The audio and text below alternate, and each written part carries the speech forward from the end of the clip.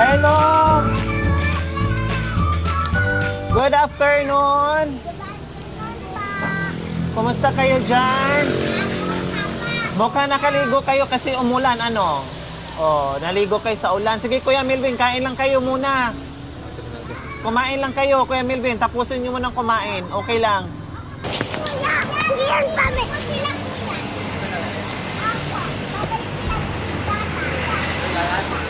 Sabi mo, Kuya, nandito si Sir Tikram.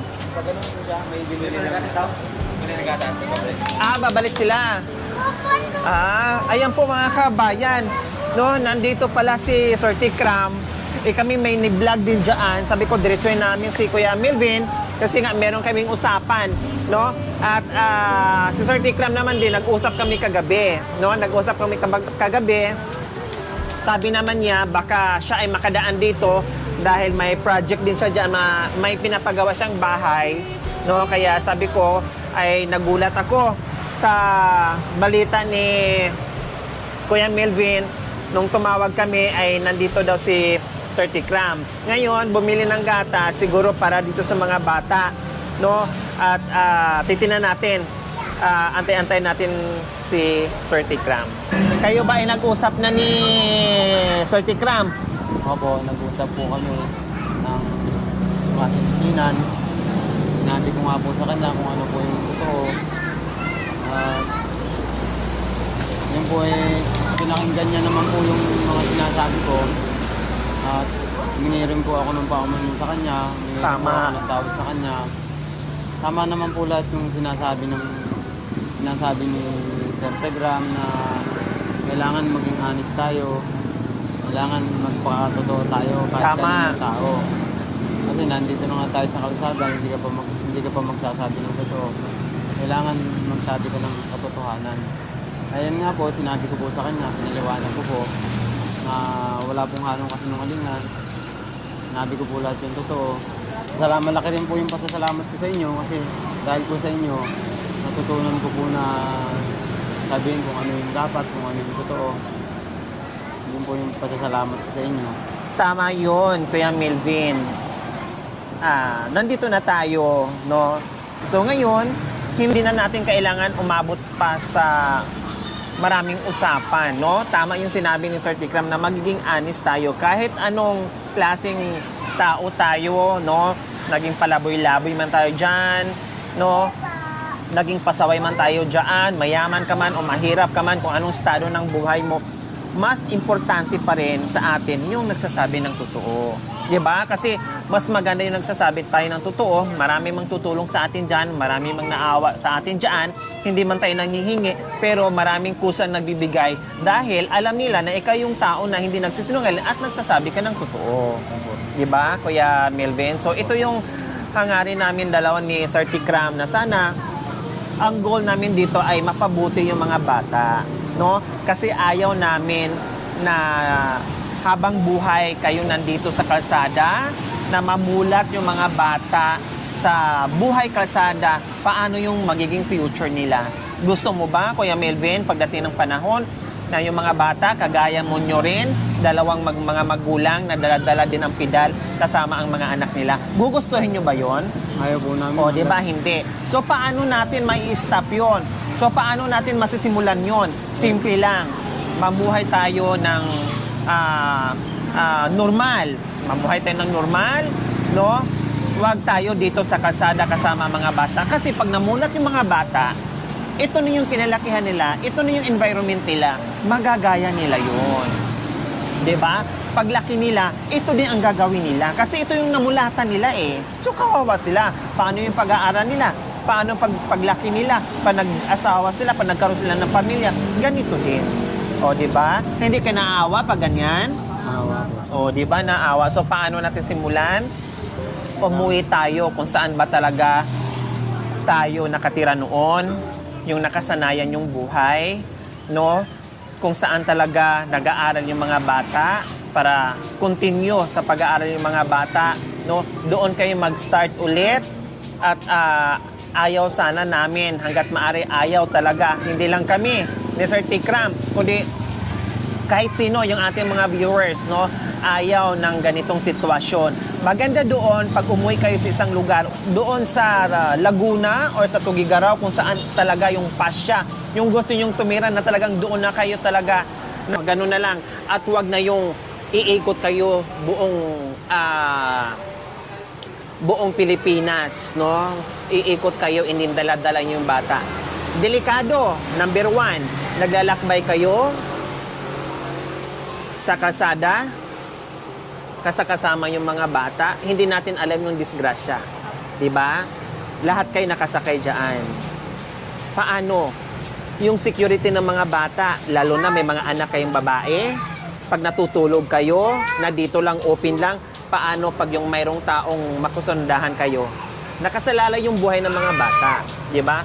Sila talaga, yung ginagawa nyo ngayon, ang unang naapektuhan dito is yung mga bata, hindi kayo. Alam nyo ginagawa namin to, alam nyo ginagawa namin ito dahil naaawa talaga kami sa mga bata. Ako'y napasugo dito kahit sinabing may bagyo, malakas ang ulan, kasi iniisip namin, paano yung mga bata, saan na kaya natutulog ngayon? Nabasa kaya sila, nakakain kaya sila? Yun yung iniisip namin. Kaya ngayon, mag-uusap tayo kung talagang sabi ko nga, di ba, sabi ko sa inyo kagabi, Kuya Melvin, gawaan ng paraan na mabenta yung pedal kasi hindi kasya sasakyan. And then kung magkano yung benta ng pedal, halimbawa, sinabi nyo 1,000 lang yung bili nitong pedal nyo. So okay, sige, 1,000, magdadagdag ako doon, no, para makabili kayo uli ng pedal at magamit nyo sa hanap buhay. Di ba? Magamit nyo sa hanap buhay. Para lang talaga makauwi kayo ng agad-agad sa Laguna. Para makapagsimula na agad. Nahanap po namin to, kaso lang po, ayaw po bilhin po sa mga junk shop po, ma'am. Kasi pagdating daw po ng Laguna, baka daw wala po kaming hanap buhay. Namimiss din kita. Kaya bumalik kami kasi namimiss. Sa mga amin, mayroon po kasi binibenta po namin. Okay. Kaso lang po, ang sabi po naman nila, pag pinenta nyo po yan, paano na po yung mga hanap buhay nyo at saka yung mga O kaya nga pinapaliwanag ko kay Kuya Melvin is ibenta yan and then pag nandoon na kayo ay bibili tayo uli ng pedal para meron kayong gagamitin sa paghanap buhay. Kasi pwede kasi yan. Maglako kayo ng merienda, mga gulay, isda, di ba Kuya Melvin? So mag-umpisa sa maliit hanggat maipalago natin yung negosyo. So ganun lang yon, di ba? Kasi nakakapagod.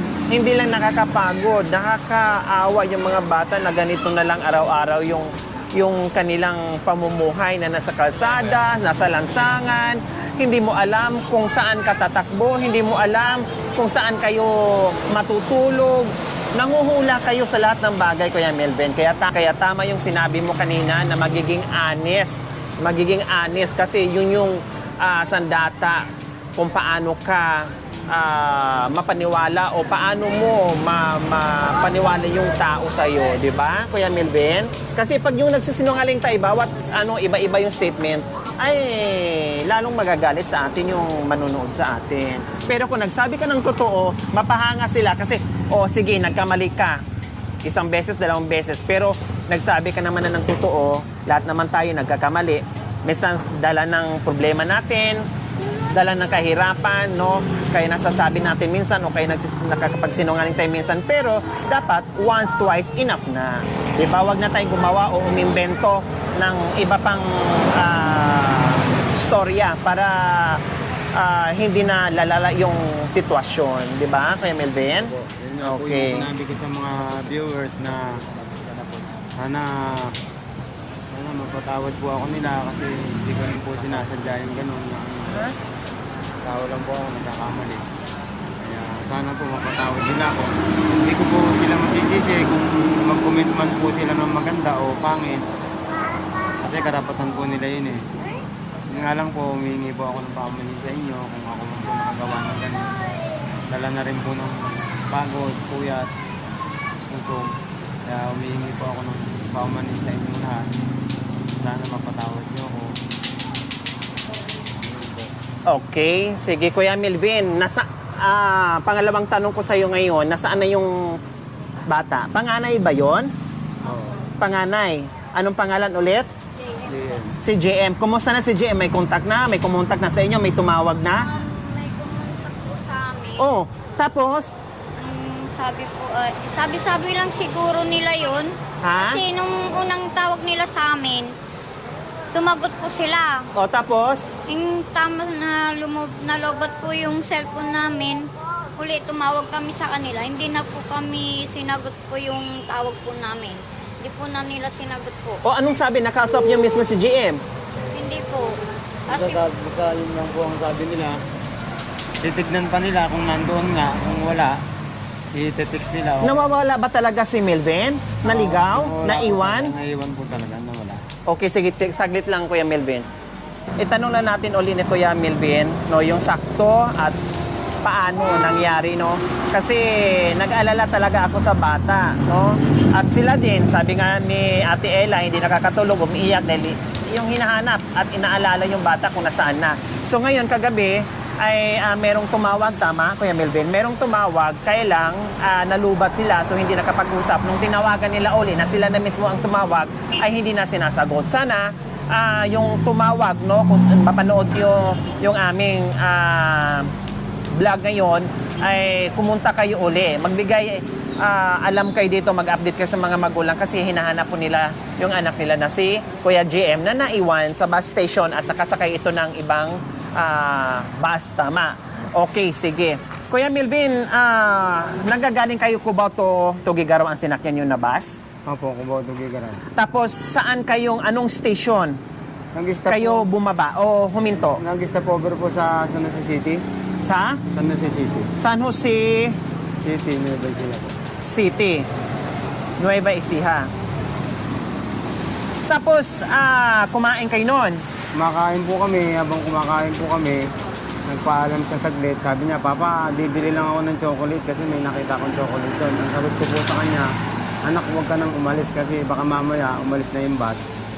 Maiwan. Maiwanan ka o kaya kung saan ka pumunta, anak, hanapin ka pa namin. Okay. Parang awa mo na, huwag ka nang aalis na sa upuan. Maya-maya konti po kasi nag-CR ako. Pagbalik ko, wala na yung anak ko. Tinatanong ko siya, umiiyak na. At na nga sa mga bata. Nagpunta na po ako dun sa, dun po sa pinag-stopoveran namin na, kasi apat na ano po yun eh. Meron pong Victory Liner, meron pong Genesis, meron pong 5-star, meron pong Baliwag Transit ang mga humihinto doon. Okay. Ngayon po, nung nirewind po nila yung CCTV, nakita po nila na may sumakay na bata doon sa Baliwag, biyahing Manila. Okay. So, Kuya Melvin, anong bus na sinakyan ni GM? Nakita, base doon sa CCTV na nakita? Yung Baliwag Transit po. Baliwag Transit. Sinabi ko po sa konduktor na kulang, sabi niya magbibigay po kami ng 1 hour sa inyo. Kasi hindi po pwedeng madidelay yung biyahe. Para hanapin yung bata. Oo. Okay. Ngayon, nagbigay po sila ng 1 hour, hinanap po namin. Ngayon sabi niya, kung talagang hindi natin makita, pumirma na lang po kayo dito kasi hahanapin ng inspektor yung pasahero namin, ba't kulang ganito. Tapos yung ticket namin, ganun, galing Manila to going to Bigaraw, magkukulang. Kaya pirma ka na lang dito kung bababa kayo dito sa San Jose. Bumaba na lang po kami dyan sa So, San Jose. hanggang doon lang kayo sa San Jose, Opo. hindi na kayo tumuloy ng Hindi Tugigaraw. na po kami nakarating ng Tugigaraw. Paano nangyari, Kuya Melvin, San Jose kayo bumaba o doon na kayo bumaba dahil nawala yung isang anak nyo? Paano nangyari? Bakit doon tayo nagkita sa Ordaneta? Rosaneta, Pangasinan? Umikot po kami. Umikot kami dito. Dumaan po kami dito sa San Jose City. Daan po kami ng Rosales, ng Umingan, Rosales. Hanggang makarating po kami ng Ordaneta. Tapos nag-round pa po kami papuntang San Fernando. Umikot po namin. Umikot kayo? Opo. Bakit inikot yun ng inikot? Di ba sabi mo, nawala na si GM, bakit bumili pa kayo ng pedal, bakit umikot pa kayo ng umikot, hindi lang muna ginamit yung pera para mahanap yung bata kung saan? Ano pong nangyari? Wala na po akong maisip na ano eh. Naguguluhan na kayo? Opo, wala na po akong maisip na ano. Saan kayo nagpa-blatter, Kuya Melvin? Doon po, sa San Jose City. Sa police? Opo, sa police station. Sa police station? Opo. Police station ng San Jose. Doon kayo nagpa-blatter. Opo. Alam ito ng pamunuan ng Baliwag, ano sinakyan nyo? Baliwag Transit? Hindi, 5-star po. Alam to ng pamunuan ng 5-star na may batang nawawala, anak nyo. Konduktor lang po ang nakaalam noon. O anong sabi ng Hindi pa po konduktor? nakarating yun sa opisina nila. Ewan ko po kung nakarating na o hindi pa. Binigay ko po yung number po namin sa 4 na inspektor na bus na umihinto ron. Kasi 4 na bus na unit lang po yung umihinto doon lagi. Yun lang pong Genesis, Baliwag Transit, Victory Liner, saka 5-star lang po yung nakikita ko doon. Okay. So anong date yung nagpa-blatter kayo, Kuya Melvin? Nangyari? Ano po yun, nung una pong hatid sa amin ni Terteg, yung una pong hatid sa amin ni Anong Terteg. anong buwan?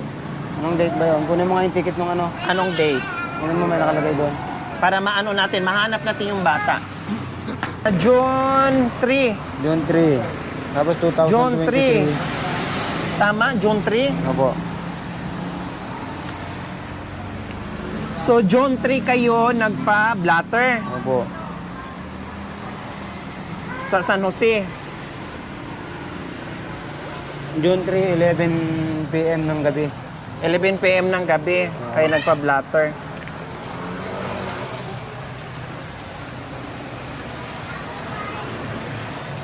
Kaya tinatanong ko mga kabayan para madaling matrace at mahanap natin yung bata. Kasi balak ko at puntahan ko yung police station ng San Jose, no, para matanong ko doon kung kumusta na, baka may nag-turnover doon, no? May nag-turnover doon na bata na isa sa mga anak ni Kuya Melvin at makipag-ugnayan din ako doon sa bus station ng 5-star. Pupunta din ako doon, baka meron ng update doon sa bata dahil nagbigay naman sila ng number para just in case na mayroong bata or may bata sila nakita, ma-inform sila at matawagan sila. So yun po yun mga kabayan. Okay, so ngayon mga kabayan, no, antay-antay namin si Sir Tikram kasi sabi bumili lang ng gatas, Kuya Melvin. So, kumusta naman ang pag-uusap nyo ni Kuya, kumusta naman ang pag-uusap nyo ni Sir Tikram, Kuya Melvin? Yung nga lang po, yung po yung sinabi niya, lagi niya pong tinuturo sa amin na maging honest po kami sa lahat ng tao. Tama. Yun lang daw po ang makakatulong sa amin. Tama, para Ayusin daw po namin yung buhay namin. Kailangan maging tama yung magituwid yung Mali. pamumuhay na maayos. Tuwid yung mali. Huwag nang ibalik kung ano yung dati. Kaya kung ano, huwag nang ulitin kung ano man yung ginagawa. tama. Kasi kung sakasakaling bigyan ka ng isang pagkakataon, tulungan kita ngayon, sasabihin mo ba yung totoo lahat sa akin? Kaya po sinabi ko po sa kanya, tulungan niyo man po kami o hindi. Ito pong sasabihin ko sa inyo. Totoo po yung sasabihin ko. Yun nga, nagkamali ako, nadala ko sila sa ganitong lugar. Hindi ko inisip na po pwede silang ma-aksidente, po pwede silang ano. Kaya, Din isa pa, Kuya Melvin, nabanggit nyo, galit na galit kayo doon sa stepfather ni Ate Ella kasi ginagawa silang pinagkakapirahan yung mga bata na mamalimos, ginagamit. So, kung gagawin mo rin yun, so wala kang pinagkaiba doon sa stepfather ni Ate Ella, di ba? Hindi mo pa rin nabago na ituwid yung hindi magandang gawain ng kanyang stepfather kasi ginagawa mo rin, di ba? So, dapat tapusin na natin yon, magbago na, tama yung decision mo at tama yung sinabi ng ni Ate Ella na may magsimula na lang kayo doon sa Laguna, no, magtulungan na lang kayo at yung mga bata continue sa pag-aaral, Kuya Melvin, di ba? Para magiging matiwasay, magiging okay at wala kang bit-bit na problema dyan sa puso mo na malaya kayong mamuhay. Na kahit hindi mo sila mga anak, kung hindi mo sila ano-ano, pero nandyan ka, tumayo ka bilang isang magulang, kami ay saludo doon, walang problema. Ang sa amin lang, maituwid yung hindi dapat magawa ng mga bata. Okay? Okay, sige Kuya Melvin. Kumain na kayo? opo, tapos na po. Or nagmerienda na nga, di ba? O may dala pa kaming merienda dyan. Nasaan na yung mais natin? Yung mais.